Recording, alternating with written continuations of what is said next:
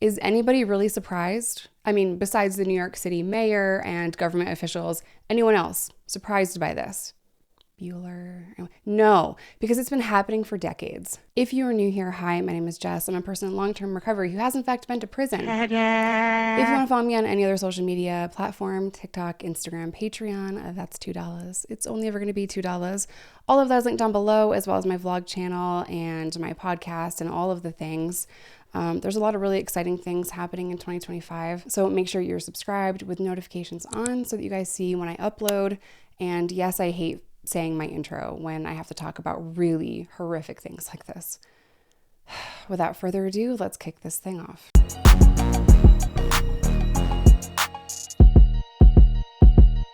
Well, New York Department of Corrections, you have really outdone yourself this time because this is now a national story, so congratulations.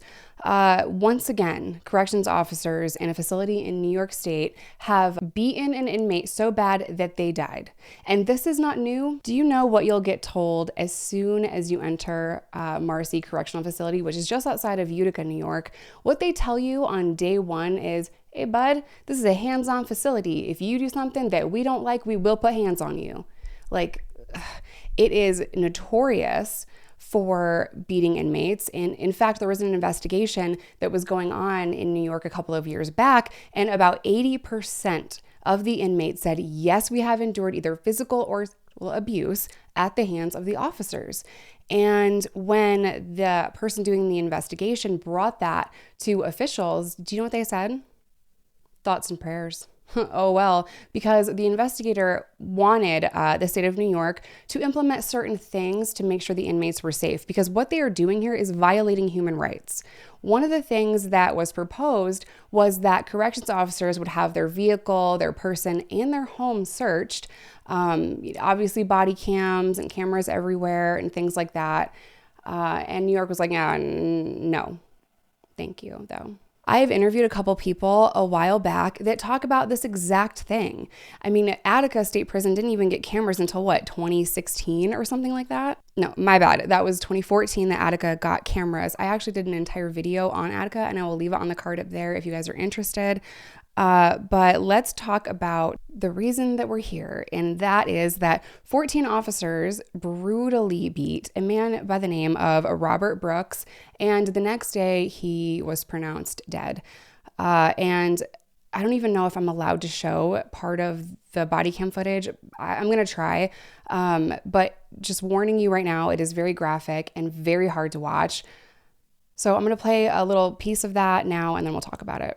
Newly released shocking video shows these correctional officers fatally beating an inmate, Robert Brooks. The footage, blurred and redacted by state authorities, shows officers repeatedly kicking and punching Brooks in the legs and chest and trying to jam an object down his throat. New York's Attorney General says Brooks was pronounced dead December 10th, a day after these interactions with correctional officers was recorded. I do not take lightly the release of this video. James says the video doesn't have audio because the officers involved failed to properly activate their body cameras. It begins with Brooks being carried inside, handcuffed, and face down. He's then raised up, face bloodied, and punched in various parts of his body. So the Attorney General is investigating this, and it is my prediction that an indictment will come down for homicide because they killed him. You know, this is not just a, hey, the inmate was getting kind of crazy and we had to defend ourselves, you know, to keep ourselves safe and keep the inmate safe. We had to restrain him.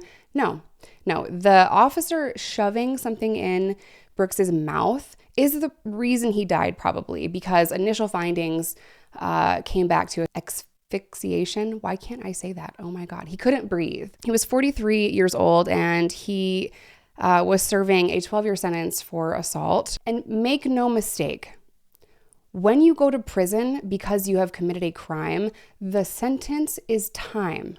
The sentence is you do your time, you're away from society, away from your family. The time is the punishment, okay?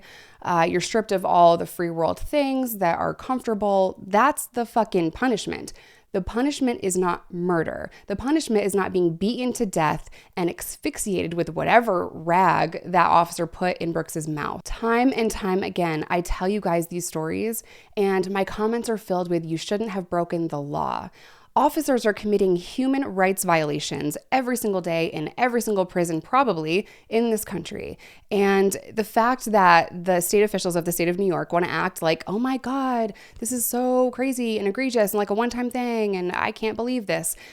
No, we've been telling you about this for forever. You have seen cases like this for forever. Now that it's getting national attention, of course you have to come on TV and say, oh my God, what a horrible, horrendous, brand new thing I've never seen before. This is awful. The officers should be fired. They should be in jail.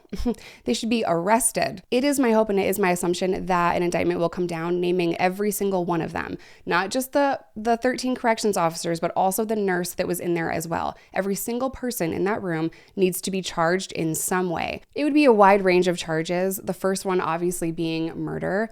And, you know, I think every single person needs to be held accountable legally, not civilly, not lose your job, not the state of New York pay the family off. No, every single person needs to be held accountable for murder. I'm just going to read this little thing from CNN. It says, just in case I can't show the video, but whatever. Body-worn camera footage released Friday shows correctional officers at Marcy Correctional Facility in upstate New York punching and kicking handcuffed inmate in a fatal beating that is now under investigation by the Attorney General. Brooks was pronounced dead December 10th at a hospital in Utica. Attorney General James Brooks, 43, had been serving a 12-year sentence. We know that. CNN has reviewed the footage, parts of which show surrounding officers kicking and punching Brooks, who has his hands handcuffed behind his back in a medical examination room. Brooks' face appears bloody in some of the footage. At one point, an officer appears to shove something in Brooks' mouth before repeatedly hitting him in the face. Another officer then punches Brooks in the groin before using a shoe to strike him.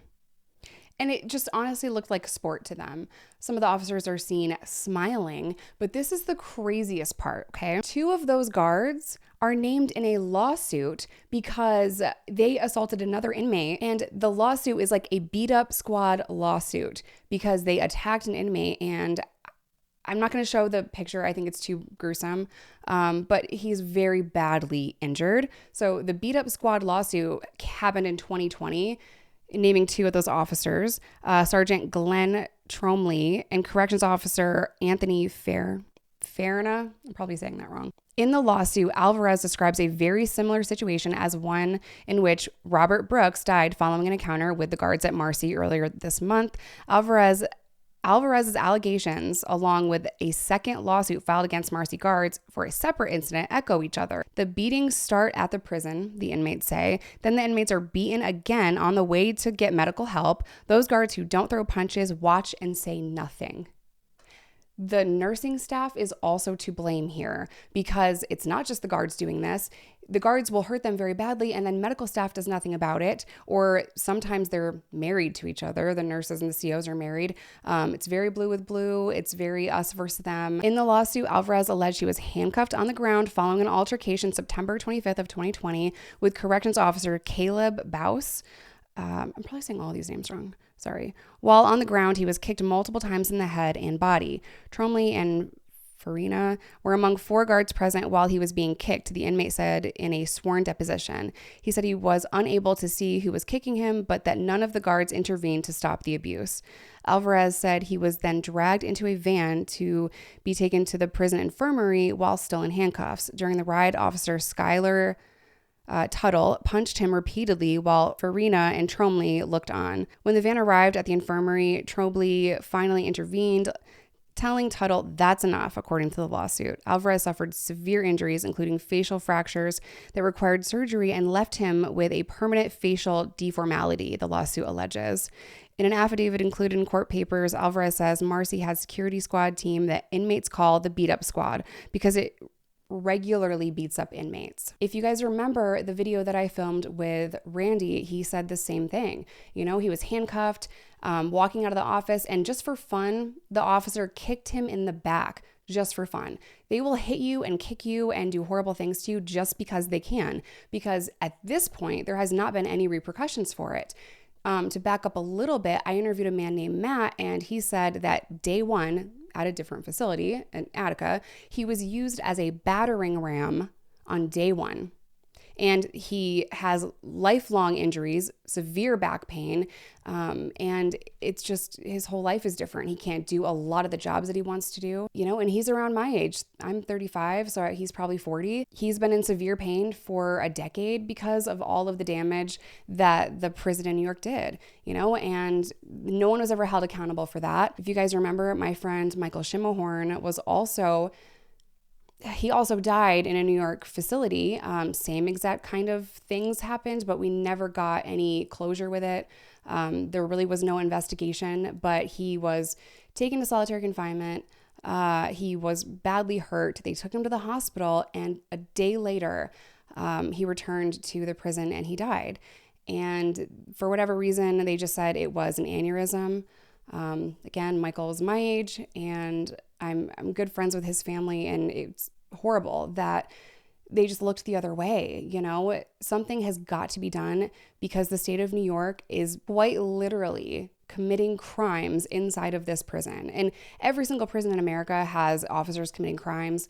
But all of these human rights violations and literal murders just go, they get swept under the rug. People chalk it up to you shouldn't have broken the law, and we forget about it until the next person gets beaten up and murdered in these facilities.